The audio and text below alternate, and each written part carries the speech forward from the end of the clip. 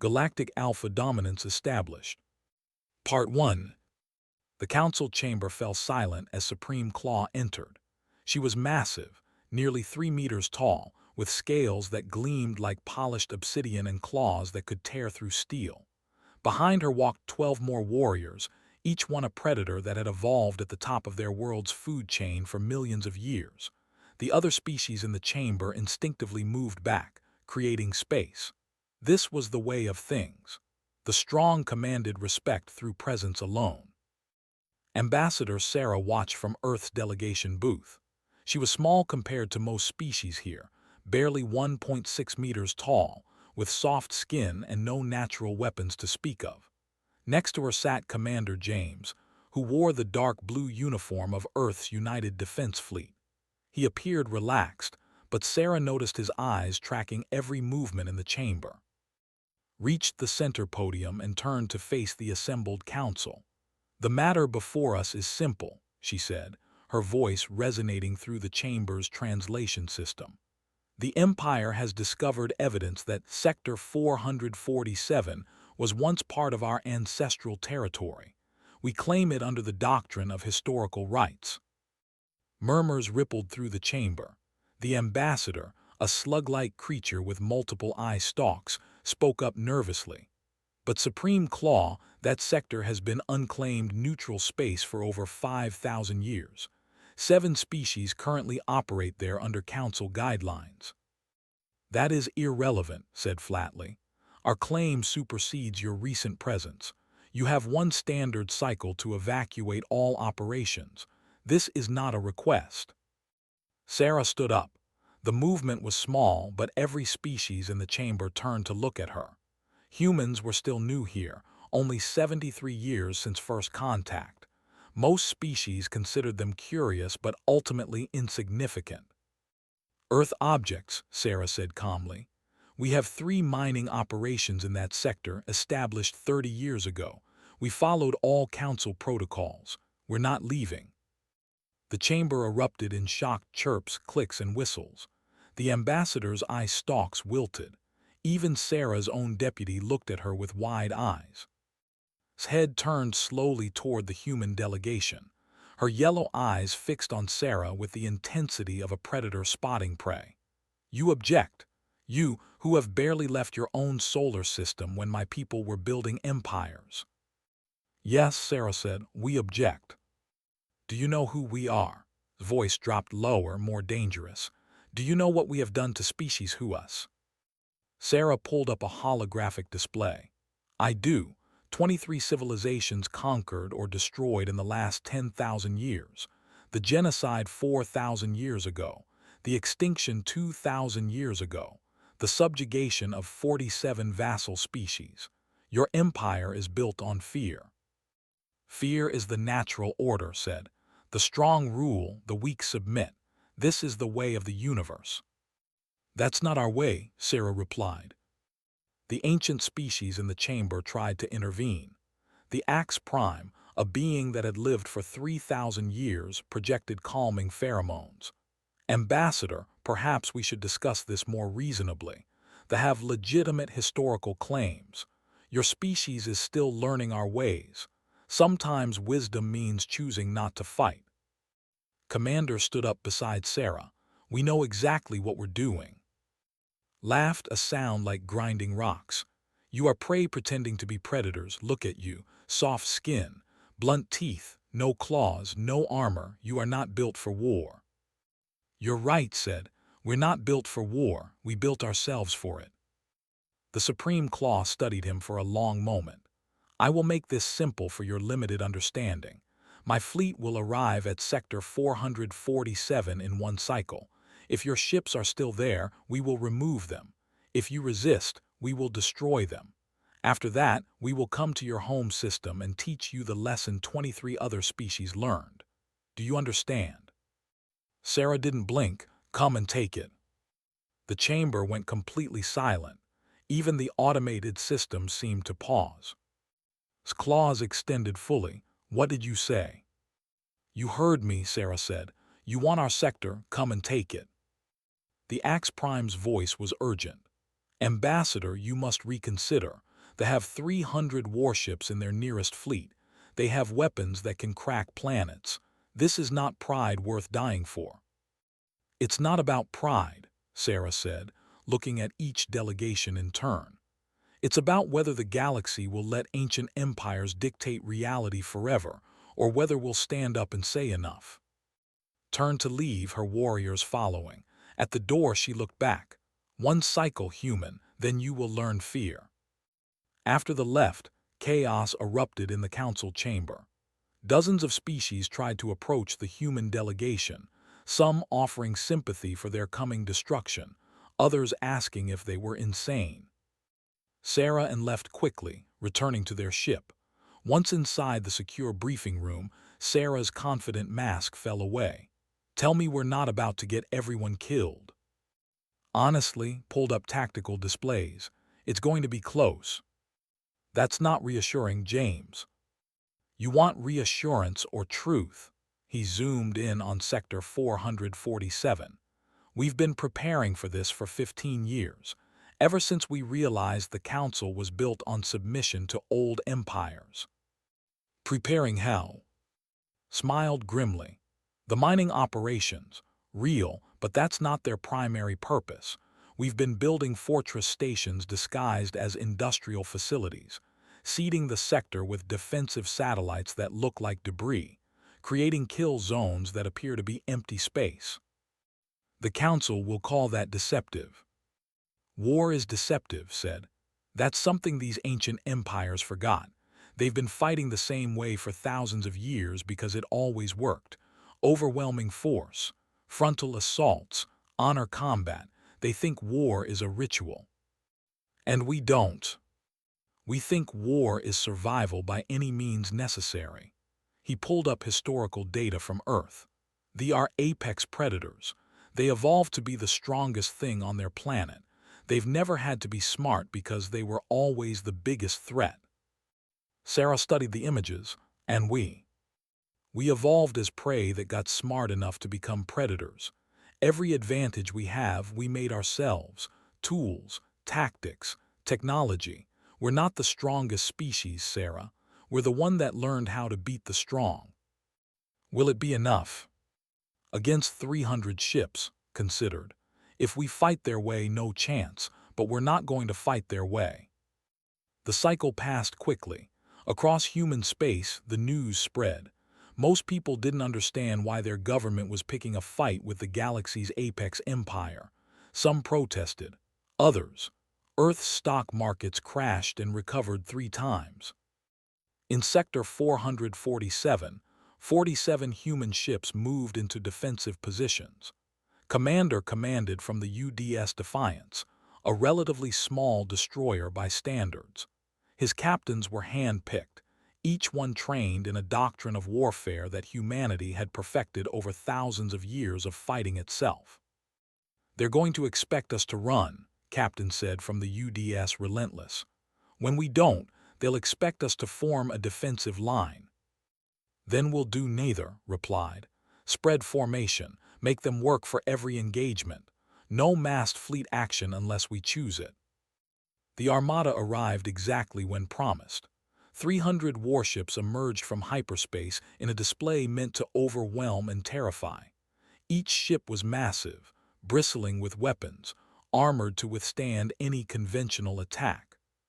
Supreme Claw stood on her flagship's bridge, studying the human formation. They have not fled, interesting. They are 47 ships against our 300, her tactical officer said. They cannot hope to win. No, agreed, but they hope to die with honor. It is more than I expected from prey. She opened a communication channel to the human fleet. Commander, I respect your courage, even as I pity your foolishness. Surrender now and I will allow your ships to leave. This is your final chance. His face appeared on her screen. He was smiling. You've ruled through fear for 40,000 years, Supreme Claw. You've forgotten what it means to fight a species that evolved fear itself as a survival tool. Allow us to remind you. His claws tightened on her command throne. So be it. All ships advance, destroy them. The fleet moved forward in their traditional formation. a massive wall of firepower designed to break enemy morale before the first shot was fired. Watch them come. All ships execute broken arrow, make them chase ghosts. The human fleet scattered.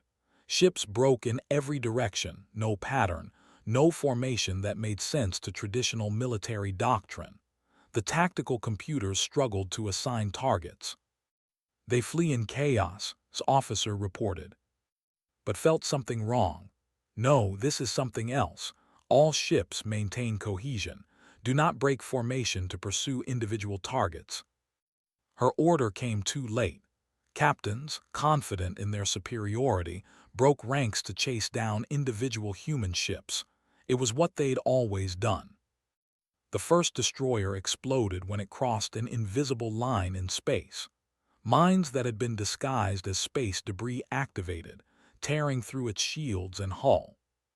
Two more ships collided when their navigation systems suddenly fed them false data, a cyber attack they never saw coming. The human ships weren't running.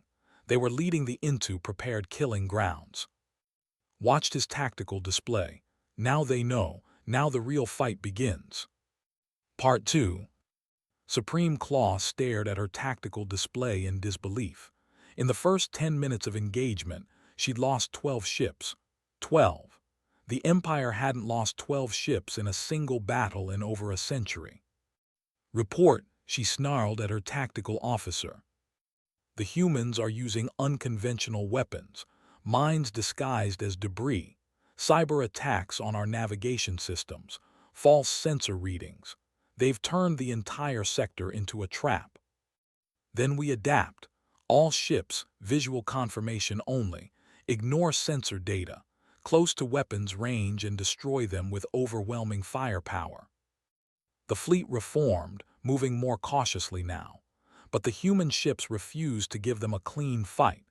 They appeared from behind asteroids, fired, and disappeared. They used the sector's natural features, drawing ships into gravitational eddies and radiation fields that disrupted shields. Captain's voice crackled over comm. They're getting frustrated. Destroyer Group 7 is breaking formation again. Let them come, replied Springtrap Delta. The pursuing ships found themselves surrounded by what they thought were disabled human vessels. When they moved to capture them, the disabled ships activated, revealing they'd been playing dead. At point-blank range, they fired everything they had into the ship's vulnerable engine sections. Watched another 6 ships disappear from her display. Cowards, they fight without honor. Her first officer, a veteran named Al, spoke carefully. Supreme Claw, they fight to win. Perhaps honor is a luxury they cannot afford. Honor is everything. Without it, we are beasts. With respect, Supreme Claw, we are beasts. We are predators, but the humans, he gestured at the tactical display, they are something else. They are hunters. His eyes narrowed. What is the difference? A predator relies on natural strength. A hunter uses intelligence to overcome superior foes. Watch their patterns. Every move is calculated. Every retreat is a lure. They are making us fight on their terms. As if to prove his point, a group of human ships suddenly dropped their stealth and broadcast their positions openly. The fleet immediately moved to engage the apparently vulnerable targets. It's another trap, Al said quietly. Knew he was right, but pride demanded action. They dare to mock us. Alpha engaged those ships. The rest maintained defensive posture. 30 warships moved to attack the exposed human vessels. The humans opened fire but began falling back, as if overwhelmed. They pressed their advantage. Now said calmly. The mining stations in the sector activated. They weren't mining stations at all. Each one was a fortress platform with enough firepower to devastate a small fleet. They'd been camouflaged, broadcasting false identification signals, looking like civilian structures for years while humanity prepared for this exact scenario. 30 ships found themselves in a crossfire between the human fleet and the hidden fortresses. The space around them became a wall of energy weapons and kinetic projectiles. Watched in horror as her ships were torn apart. Retreat, Alpha, retreat. Only 8 ships made it back to the main fleet. The battle paused. Both sides regrouped, taking stock. They had lost 40 ships. The humans had lost 5, though several more were damaged. On the Defiance, received reports from his captains. "They're learning," Captain reported from the UDS Triumph. "They're not breaking formation anymore. They're going to try to hit us with concentrated force." "Good," said. "That's exactly what we want them to do." "Sorry." "The more they focus on us, the less they notice everything else." He pulled up a larger strategic map. "Admiral Williams, are you in position?" A new voice joined the channel. "UDS Eisenhower and Carrier Group are ready. We're 3 light minutes out, completely dark. They have no idea we're here." Smiled. "To think this is the whole human fleet. They're about to learn we've been planning for this scenario for a very long time." Called a council of her commanders. "We have underestimated them. This I acknowledge, but we still have overwhelming numerical superiority. We will commit our reserves, all of them. We will crush them with sheer mass." "Supreme Claw," Al said. "Perhaps we should call for reinforcements before." "No," his voice was absolute. "I will not admit to the Empire that 47 human ships bloodied our fleet. We end this now. Commit everything. All reserves advance. We will drown them in our numbers." The reserve fleet entered the sector. 200 more warships, fresh and ready. Combined with what remained of the initial force, now commanded nearly 400 ships against the battered human defenders. Watch them come. They committed everything, just like we predicted. "Arrogance," Captain said. "They can't imagine losing to prey." "No," corrected. "Pride. They can imagine it, and that's exactly what scares them.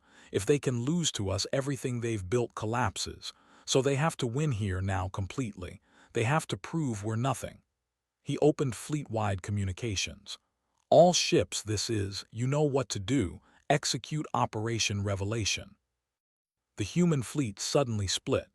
Half the ships activated emergency burn protocols, accelerating away from the sector at maximum speed.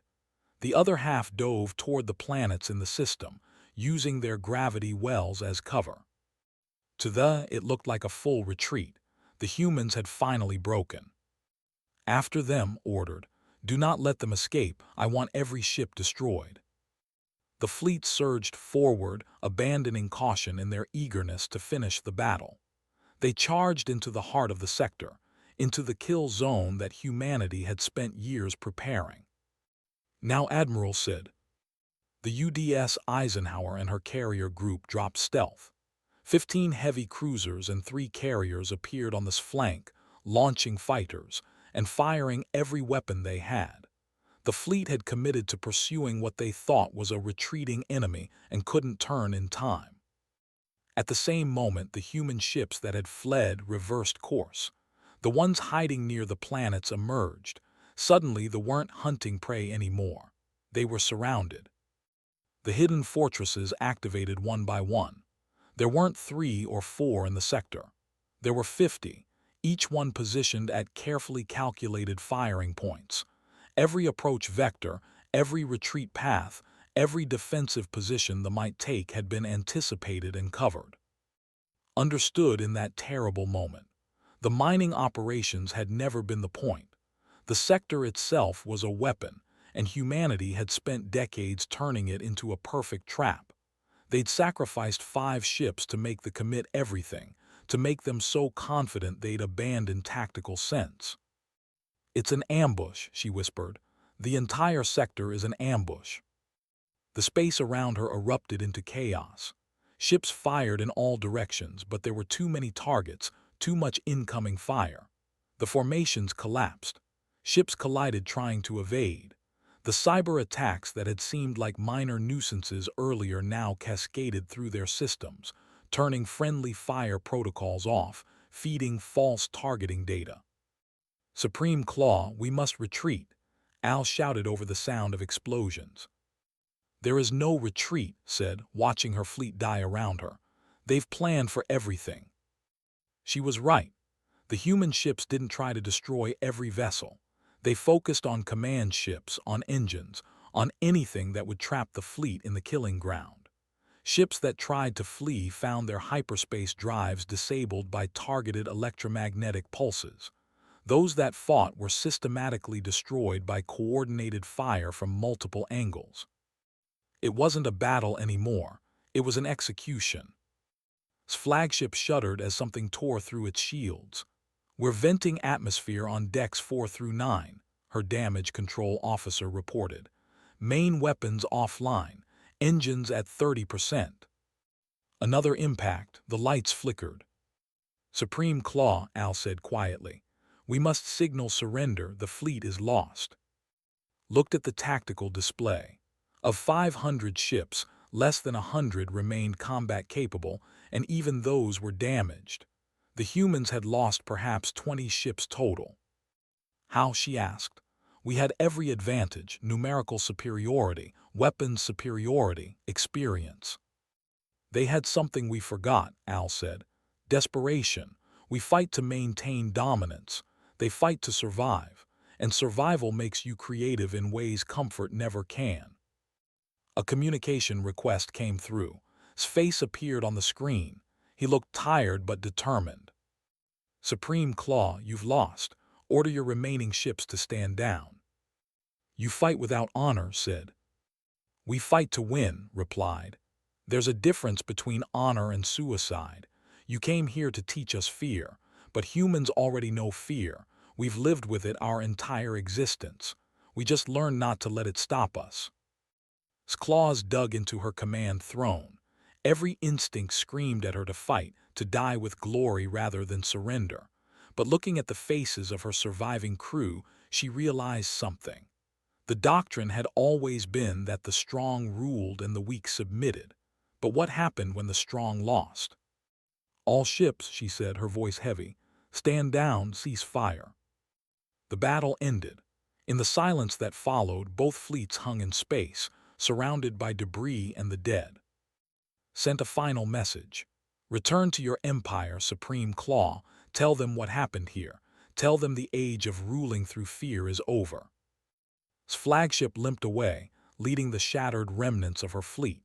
She'd started the battle with 500 ships and absolute confidence. She ended it with fewer than 100 damaged vessels and a question she couldn't answer. If humanity could defeat who else could? As the fleet disappeared into hyperspace, turned to his exhausted crew. "Well done, all of you, but this isn't over. We just made a powerful enemy. The real test comes next." Captain looked at him. "They won't let this stand, will they?" "No," said. "They can't. If they do, their entire empire crumbles. They'll come at us with everything they have." "Then why did we do this?" Looked at the stars beyond the viewport. "Because someone had to prove it was possible. The galaxy has been ruled by fear for so long, everyone forgot there was another option." He smiled grimly. "Now they know, and that changes everything." Part 3. The news spread across the galaxy in hours. The Empire, undefeated for 40,000 years, had been crushed by humans. Species that had submitted to rule for suddenly looked up from their subjugation with new eyes. If the apex predators could be beaten, what else was possible? The Galactic Council convened in emergency session. Ambassador Sarah stood before them once more, but the atmosphere had changed dramatically. Species that had looked at her with pity now watched with calculation. The ambassador spoke first, his eye stalks trembling. "What you did was reckless. They will not forgive this humiliation." "Then they shouldn't have started it," Sarah replied calmly. "You used deception," said the Axe Prime. "You disguised military installations as civilian structures. You employed tactics that violate the traditional codes of warfare." "Traditional codes?" Sarah looked around the chamber. "You mean the codes written by empires to ensure they always win? The rules designed to make conquest easier for the strong and submission inevitable for the weak?" The ancient being's energy field flickered. Those traditions maintain order. They maintain oppression, Sarah countered. And humanity doesn't accept that natural order means eternal dominance by whoever was strong 10,000 years ago. A new voice entered the discussion. The ambassador, a crystalline being of pure energy, spoke for the first time in centuries. The human makes a valid point. We have allowed ancient powers to dictate the structure of our civilization. Perhaps change is overdue. Change? The representative, a subordinate since had been stripped of her council position, stood angrily. You speak of change. This was not change. This was treachery, an ambush, a trap set by prey pretending to be hunters. Commander standing beside Sarah smiled. Yes, it was all of those things, and it worked. You should be sanctioned for your methods. Then sanction us, Sarah said. Put it to a vote right now. Let the council decide if defending ourselves from your empire's aggression deserves punishment. The representative looked around the chamber and saw what Sarah already knew. The vote would fail. Too many species were quietly glad to see the apex empire humbled. Over the following months, the political situation deteriorated rapidly. 6 major powers that had been kept in check by dominance began expanding aggressively. Border disputes erupted into skirmishes. The old order was collapsing, and nothing had replaced it yet. 3 species approached humanity with offers of alliance. 2 approached with thinly veiled threats, testing whether humanity's victory had been luck or skill. Earth's diplomats found themselves suddenly important, courted and feared in equal measure. Sarah reported back to Earth's government. They're all waiting to see what we do next. If we try to replace thee as the new apex power, half the galaxy will unite against us. If we show weakness, someone else will fill the vacuum. What do you recommend? The Secretary General asked via quantum communication. We prepare for war, Sarah said, because it's coming whether we want it or not. She was right. In the Empire's core worlds, a bitter debate raged. Some argued for peace, for accepting the new reality, but they were shouted down by those who saw humanity's victory as an existential threat. In a throne room carved from a single mountain of black stone, the new Supreme Claw addressed the Empire's War Council. Stood among them, no longer in command but present as a tactical advisor. We will not allow this defeat to stand, the new Supreme Claw declared. The Empire will mobilize every ship, conscript every vassal species, and launch a full invasion of human space. We will crush them so completely that the galaxy remembers who the apex species truly is. Spoke up, I counsel against this, the humans. You lost to them, your counsel is worthless. I lost because I underestimated them. You're about to make the same mistake. The only mistake was sending too few ships. This time, we send everything. After the council dismissed, returned to her chambers. She'd spent the month since the battle studying humans obsessively. Their history, their wars, their art and literature. What she'd learned terrified her. Humans had nearly destroyed themselves dozens of times. They'd fought wars that killed billions of their own kind. They'd developed weapons capable of rendering their uninhabitable, and somehow they'd survived all of it. More than survived, they'd grown from it. They had never faced an existential threat. They'd evolved at the top of the food chain and stayed there. But humans, they'd clawed their way up from being prey. Every advantage they had, they'd built themselves. Every victory they'd won had been against impossible odds. And now the Empire was going to attack them again, this time with even more arrogance. She accessed the communication system and sent an encrypted message to a location that would have gotten her executed for treason if anyone found out. When Commander's face appeared on the screen, she spoke quickly. They're coming, full invasion, every ship we have and all our vassal forces, 3 months. Why are you telling me this? Asked. Because I studied your species. I know what you do when backed into a corner, and I know what my people are too proud to admit. You don't fight to win. You fight to survive. And that makes you more dangerous than any species in the galaxy. You think we'll survive? I think you'll do worse than survive. I think you'll counter-invade. And when you do, I think you'll end the Empire. So I'm giving you warning and asking one thing in return. What? When you win, show mercy. We've ruled through fear for so long, we've forgotten how to be anything else. Teach us. Before you destroy us, teach us there's another way. The transmission ended. Sat in silence for a long moment before calling his strategic council.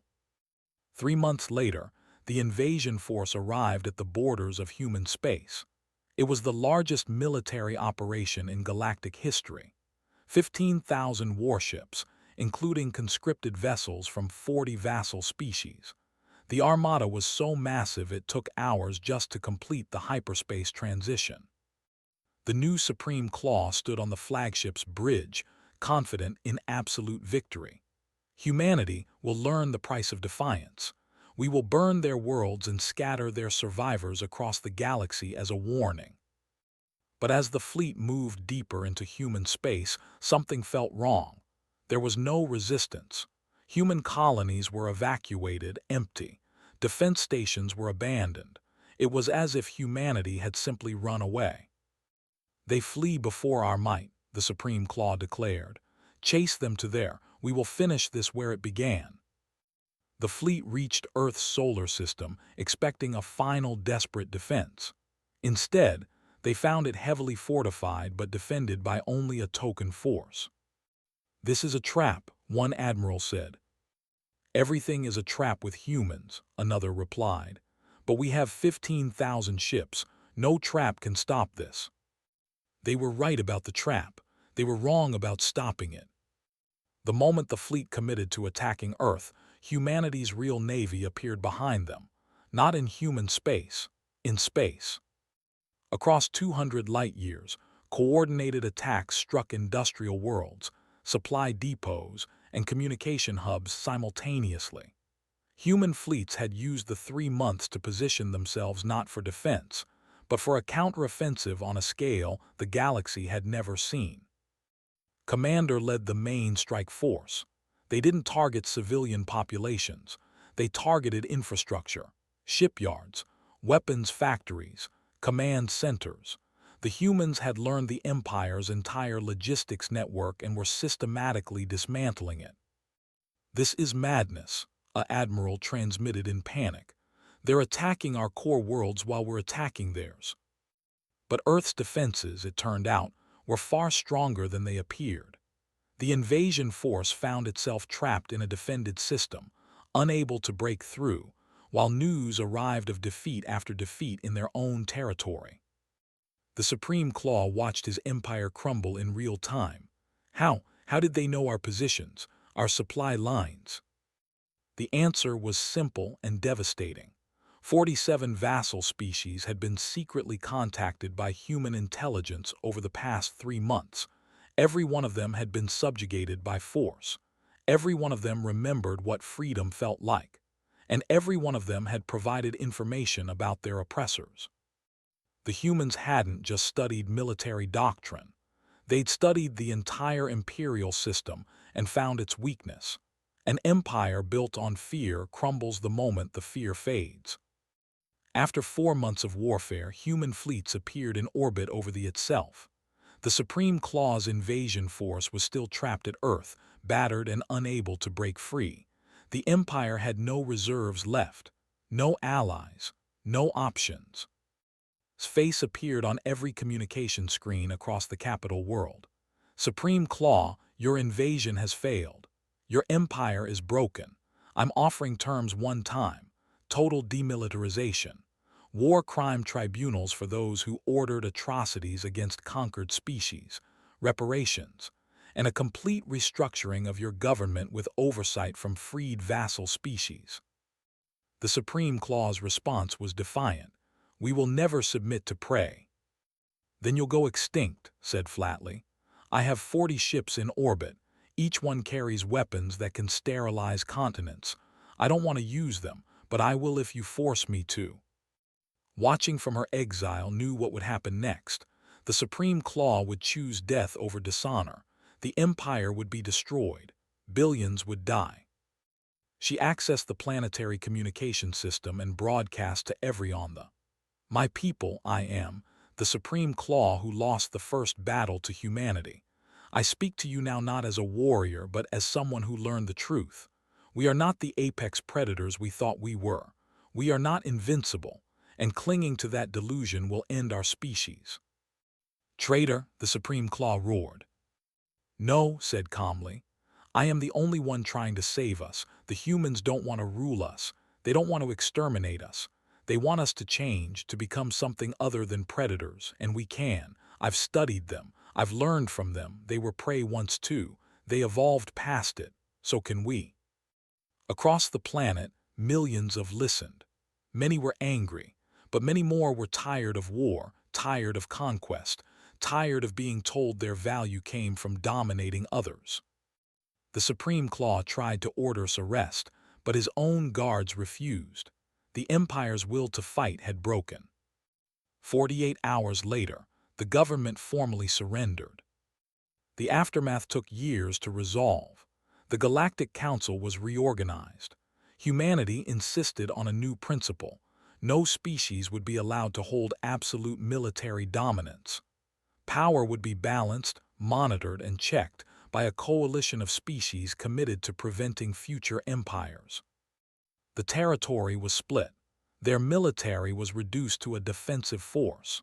War crime trials lasted for 2 years. Many expected humanity to be harsh, to take revenge for the invasion. Instead, insisted on something different.